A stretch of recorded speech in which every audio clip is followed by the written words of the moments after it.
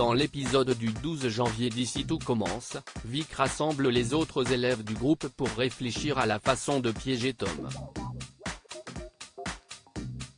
Tous les autres sont dégoûtés par cette attitude mais Vic leur rappelle que Ferrigno peut ruiner leur carrière. Quand elle demande de l'aide, seul Enzo répond présent.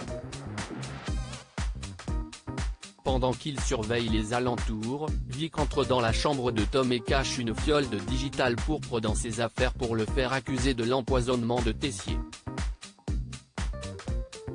Plus tard, Vic continue de mettre son plan en application lorsqu'elle cuisine avec Théo, à qui elle parle de son père. L'air de rien, Vic évoque une rumeur selon laquelle Tom aurait empoisonné Tessier.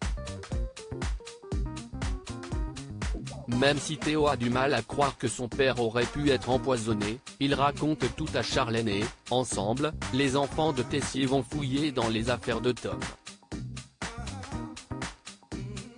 Où ils découvrent le flacon avec la digitale pourpre. Il décide de tout raconter à Clotilde, qui convoque ensuite Tom dans son bureau. Quand il entend les accusations portées contre lui, Tom ne comprend pas et se défend, en vain. Tessier annonce qu'il est exclu du championnat et qu'il décidera de son sort après. Quand Rose et Clotilde discutent de la situation, Clotilde exprime ses doutes quant à une possible annulation du championnat car, comme les élèves du cercle, elle aussi a un secret à garder que Ferrigno pourrait dévoiler. De son côté, Tom est complètement dépité et raconte sa mésaventure à Ambre par message juste avant que Charlène ne lui tombe dessus pour l'embrouiller. La jeune femme est stoppée dans son élan par son père, qui lui dit de s'éloigner. Quand Tom essaie de répéter qu'il n'a rien fait, Tessier le calme tout de suite en disant qu'il sait, mais qu'il a besoin de faire croire qu'il est coupable pour son propre plan.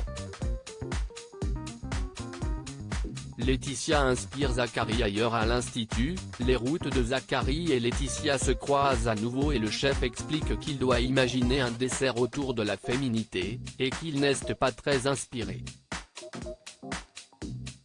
Rebondissant sur l'histoire de la galette, Laetitia se propose à nouveau d'être sa muse, et arrive à l'inspirer grâce à sa boîte à bijoux.